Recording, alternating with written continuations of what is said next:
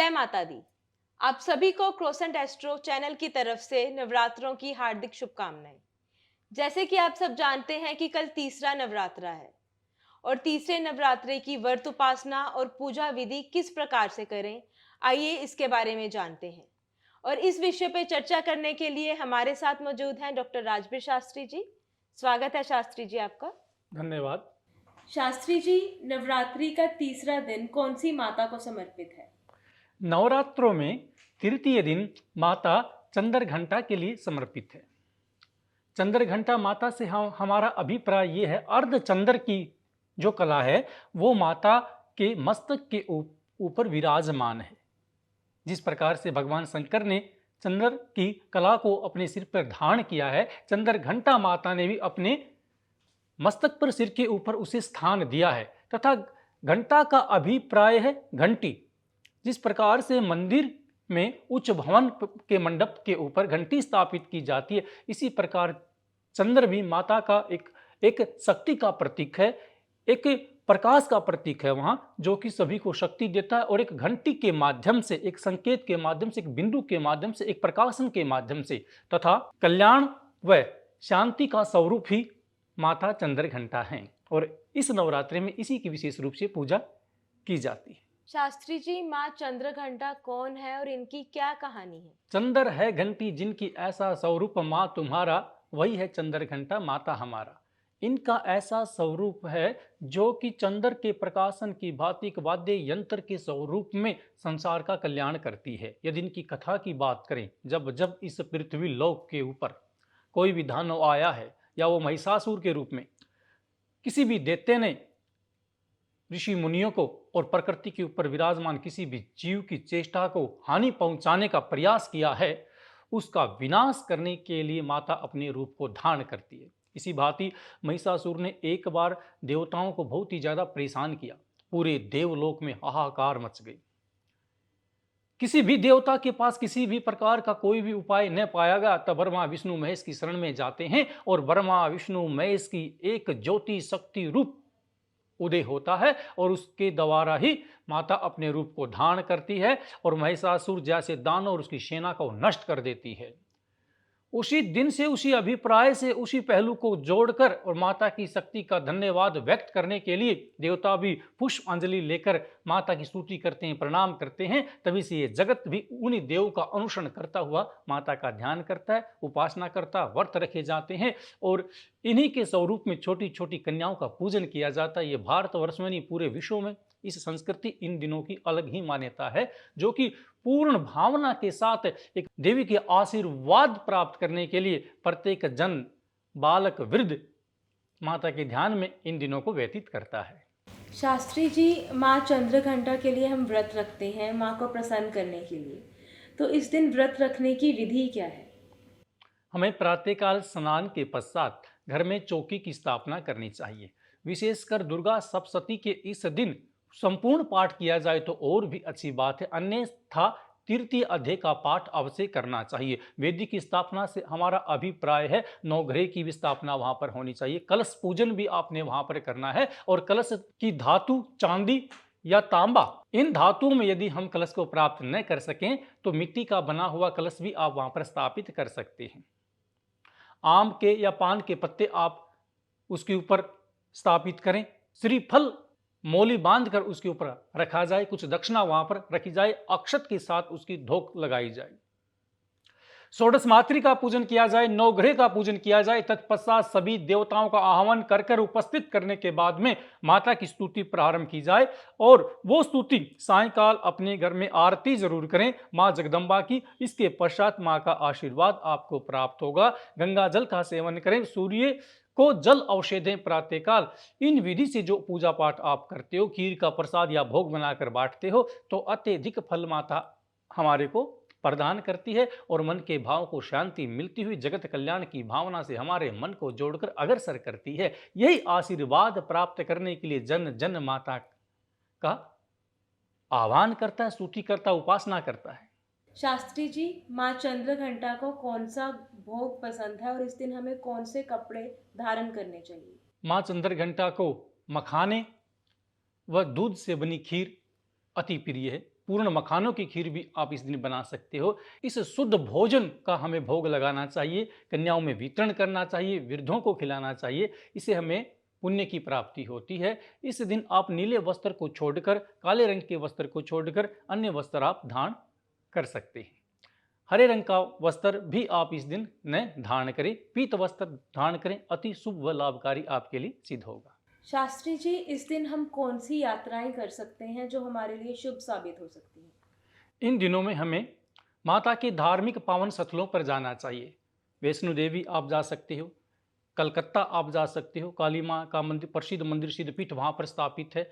जितने भी सिद्ध पीठ हैं, यथा आपकी जो कुल देवी है, आपके क्षेत्र के आसपास जो कुल देवी, जो हमारे पूर्वज जिसकी पूजा करते हुए आ रहे हैं, हमें अपनी कुल देवी के स्थान पर जाना चाहिए। शीतला माता कुछ लोगों की है कुल देवी, कुछ लोगों की भीमेश्वर है, वो विभिन्न स्थानों पर उनके मंदिर स्थापित हैं। मूल रूप से जो देहात व नजदीकी क्षेत्र के लोग होते हैं, इन दिनों में षष्ठी, सप्तमी, अष्टमी, जिनकी विभिन्न तिथियों में धोख लगती है या पूजा अर्चना माता स्वीकार करती है, उन्हीं दिनों में लोग सिद्धपीठ पर जाकर इसकी पूजा करते हैं, इसका आह्वान करते हैं और उसी के अनुरूप उस फल को प्राप्त करते हैं। जिस प्रकार से एक हमारी विधि में मुंडन संस्कार आता है, मुंडन कराने के लिए 1 वर्ष तक बच्चे को घर में रखते हैं।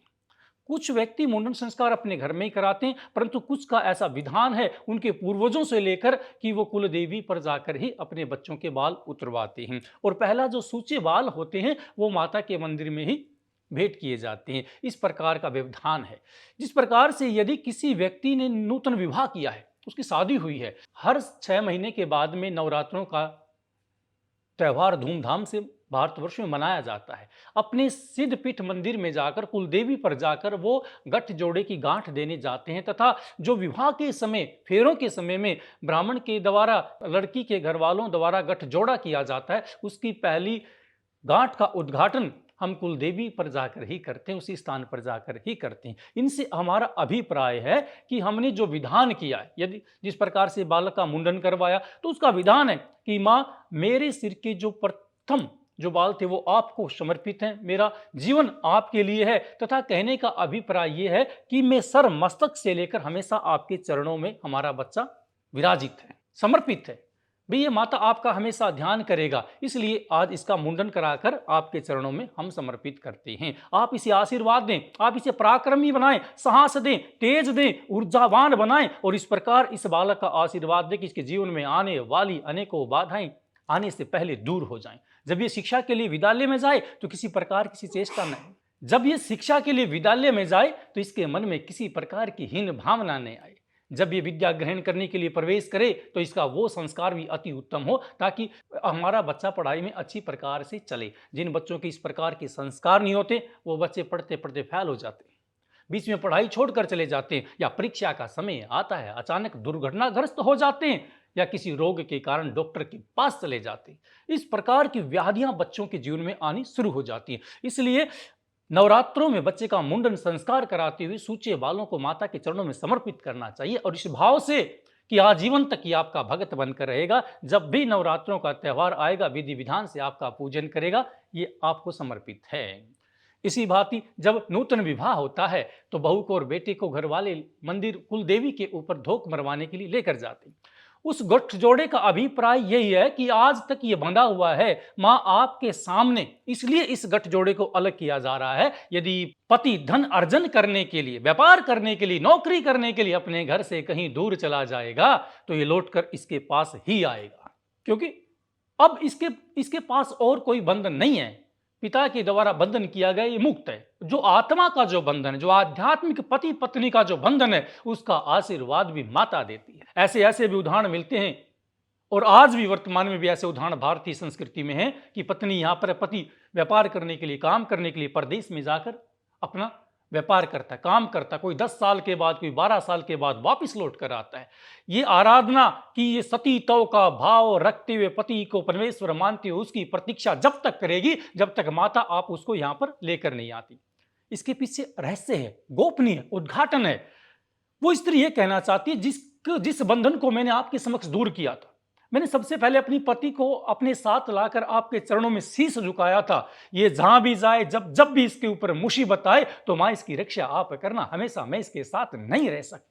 सत्यवान सावित्री के उदाहरण आज भी भारतवर्ष में दिए जाते हैं, जो पति के प्राणों को यमराज से भी छीन कर वापिस ले आई, अर्ध आयु अपने पति को दे दी। इस भूमि के ऊपर ऐसी ऐसी सती स्त्रियां हुई, उन्हीं के उदाहरण, उन्हीं की शक्ति, उनका बल, उनके पीछे कोई शक्ति थी तो माता दुर्गा का ही भाव, उन्हीं की शक्ति, उन्हीं का आशीर्वाद है कि यदि मेरा पति कभी भी किसी मुसीबत में फंसे तो माता आप मेरे सुहाग की रक्षा करना, मेरी मांग की लाज रखना और इसको स्वस्थ रखते हुए बाहर से कुशल मंगल मेरे घर पर भेज देना। आधुनिक युग में अक्सर लोग बातें करते कि आदमी एक बार घर से निकल जाए, पता नहीं शाम तक वापस आएगा नहीं आएगा। जीवन में कितनी प्रकार के हादसे हो जाते हैं, कितनी दुर्घटनाएं घट जाती हैं। इनको कुशल कुशल मंगल विचरण करने वाले प्रत्येक जीव को अपने स्थल के ऊपर भेजने का जो कार्य आशीर्वाद प्राप्त होता है वो हमें मां चंद्रघंटा से ही प्राप्त होता है। ये जगत इतना विचरणशील है, इतने जीव जंतु यहाँ पर विचरित हैं, प्रत्येक जीव को अपने स्थान के ऊपर भेजती है। यह आशीर्वाद हमें माता से मिला, क्योंकि जब भी संध्या काल का समय होता है पक्षी भी अपनी उड़ारी शुरू कर देते हैं, अपने घोंसलों में जाना शुरू कर देते हैं, क्योंकि उन्हें भी अंधेरा होने से पहले अपने सुनिश्चित अपने बच्चों के पास, अपने अंडों के पास, अपने घोंसले में पहुंचना होता है। यह प्रकृति का नियम है और कुदरत ने प्रत्येक नियम इस प्रकार से बनाया है कि उसके एक पहलू का भी हम अनुसरण करें तो उसकी गहराई में जाने के लिए अनेकों प्रकार के रिसर्च शोध करने पड़ते हैं। अनेकों लोग आज भी ऐसे पहलुओं से अनभिज्ञ हैं जो हमारे धर्म के साथ जुड़े हुए, जिनके ऊपर माता का आशीर्वाद प्राप्त होता है। हम अक्सर देखते हैं बरगद का पेड़, पीपल का पेड़, बड़े बड़े विशाल पेड़ होते हैं। कभी आपने विचार किया कि इस पेड़ की उत्पत्ति कैसे? इस भूमि के ऊपर अनेकों पेड़ पौधे फसलें उगाई जाती हैं, सबका एक बीज तैयार किया जाता है, लेकिन आज तक कोई भी इस प्रकृति के ऊपर ऐसा वैज्ञानिक या शोधकर्ता पैदा नहीं हुआ जिसने बड़ और पीपल के पेड़ का बीज तैयार किया हो। अब प्रश्न स्वयं में उत्पन्न हो जाता है कि बड़ और पीपल आते कहां से हैं? अनेकों पेड़ इस प्रकृति पर ऐसे हैं जिसकी टहनी काट कर हम उगा देते हैं, उपजाऊ हो जाता है। जैसे ईख की फसल, ईख को जितना काटोगे वो उतनी प्रकार से अपनी फसल को उत्पन्न करना शुरू कर देता है। इसे बोलते हैं कलम सिस्टम, जो कलम के द्वारा दूसरे पौधे को उत्पन्न कर देता है। यदि बड़ की और पीपल की बात करेंगे तो उसके ऊपर जो फल लगता है उसे हम बरमटी कहते हैं। जो छोटा फल लगता है उस बरमटी को कौवा यदि ग्रहण कर लेता है और जिस भी सतल पर जाकर वो बीट करता है, जहां पर वो बीट उसकी गिरेगी उसी से बड़ और पीपल का पौधा उत्पन्न होगा, वरना किसी भी नर्सरी में इस पौधे को कोई उत्पन्न नहीं कर सकता। यह कुदरत का नियम है। इसलिए अक्सर आप देखते हो कि बड़ी बड़ी पुरानी हवेलियों में, बड़े बड़े पुराने मकानों में उनकी दीवारों के ऊपर भी पीपल का पेड़ उत्पन्न हो जाता है। अब ये पूछोगे उसमें पानी कौन देता है, वो उसके अंदर बीज कौन डाल कर गया? कभी किसी कौवे ने वहां पर बीट की, जो बरमटी खा के आया, उसका फल खा के आया और उसी से पौधा उत्पन्न हो गया। तब तक उसका बीज उपजाऊ नहीं होता जब तक वो कौवे के पेट में जाकर उसकी उष्णता को सहकर बीट के माध्यम से भूमि के ऊपर नहीं गिरता। अनेकों प्रकार के फल बरगद के नीचे गिरते हैं, लेकिन सबके बरगद के पेड़ उत्पन्न नहीं होती। जहां पर भी कौवा उसे खाकर बीट करता है, ये कुदरत की प्रक्रिया, तभी इस पौधे की उत्पत्ति होती है। लेकिन हजारों लोगों को नहीं पता ये किस प्रकार से होती है। हम बोल देते कौवा दुष्ट है, काले रंग का है। नहीं, यदि कौवा ही नहीं रहेगा, यदि श्राद्धों में कौवे को हम भोजन नहीं देंगे, इस पक्षी की रक्षा नहीं करेंगे, तो इस धरती के ऊपर से बड़ और पीपल जैसे वृक्ष जो कि अनेक प्रकार की ऑक्सीजन देते हैं, इन पेड़ों को भी हम लुप्त कर देंगे। ये कुदरत का करिश्मा है। हमें प्रत्येक जीव को इसलिए हमें साथ में जोड़ कर रखता है। गौ माता की हम पूजन करते हैं। क्यों? ये भी मनुष्य के कल्याण करने के लिए एक ऐसी शक्ति है, एक ऐसी पावर है जो मनुष्य को अनुभूति होती, जो हमारा कल्याण करती है। गोमूत्र से अनेकों प्रकार की औषधियां बनाई जाती हैं जो हमारी रक्षा करती हैं। इस प्रकार से प्रकृति का प्रत्येक जीव मानव के कल्याण के लिए है, इसलिए हमें उसे संरक्षित करने के लिए उस जीव का सम्मान करना चाहिए। यही शक्ति, यही भाव, यही आशीर्वाद हमें चंद्रघंटा माता से प्राप्त होते हैं। शास्त्री जी, हमें तीसरे नवरात्रे के दिन कौन कौन सी चीजों का ध्यान रखना चाहिए? हमें तीसरे व सभी नवरात्रों में अपने मन के भाव का विशेष ध्यान रखना चाहिए। आपके मन की चेष्टा से कोई भी ऐसी बात ना हो जो किसी निर्धन, गरीब या किसी ब्राह्मण का अपमान करे। कोई भी जीव जंतु, यदि गाय भी या कोई नंदी बैल भी आपके घर के बाहर में आता है तो गुड़ आदि उसे समर्पित करना चाहिए, रोटी उसे खिलानी चाहिए। कभी भी उसे खाली वापिस नहीं भेजना चाहिए, क्योंकि हो सकता है कोई हमारा ही पितर देव हमारे घर के सामने हमारी परीक्षा लेने के लिए पशु रूप में आ गया हो। जब हम ये बताया जाता है हमारी पुराणों में कि लाख 84 योनि से गुजरकर मनुष्य योनि प्राप्त होती है, तो हो सकता है हमारा कोई दादा परदादा नंदी बैल बन जाए, हो सकता है हमारा दादा परदादा कोई काले रंग का कौवा पक्षी बन जाए, हो सकता है उनमें से कोई सवन योनि में हो जिसे हम कुत्ता भी कहते हैं। तो इसलिए प्रत्येक जीव का हमें सम्मान करना चाहिए, किसी का अपमान नहीं करना चाहिए, घर में शुद्धता का प्रयोग रखना चाहिए, नित्य स्नान करना चाहिए और मदिरा आदि का सेवन करने वाले व्यक्तियों का घर में निषेध रखना चाहिए। इन सात्विक भावों के साथ में माता की पूजा करें और माता की अनुकंपा प्राप्त करते हुए तन मन भाव से माता की अर्चना में समय को व्यतीत करें, तब माता हमें आशीर्वाद देती है, वह हमारा कल्याण करती है। शास्त्री जी, आज आपने हमें ढेर सारी जानकारी दी, इसके लिए आपका बहुत बहुत शुक्रिया। अभिवादन करते हैं आपका। आज हमने तीसरे नवरात्रे के बारे में चर्चा की। उम्मीद है हमारे दर्शकों को आज का हमारा कार्यक्रम बेहद पसंद आया होगा और उनको ढेर सारी जानकारी मिली होगी। आप भी तीसरे नवरात्रे वाले दिन माँ चंद्रघंटा की पूजा विधि विधान से करें, उनकी आराधना करें। ऐसी ही और जानकारी के लिए आप बने रहिए हमारे साथ क्रोसेंट एस्ट्रो पर। आज का कार्यक्रम आपको कैसा लगा हमें कमेंट बॉक्स में ज़रूर बताएं। जय माता दी।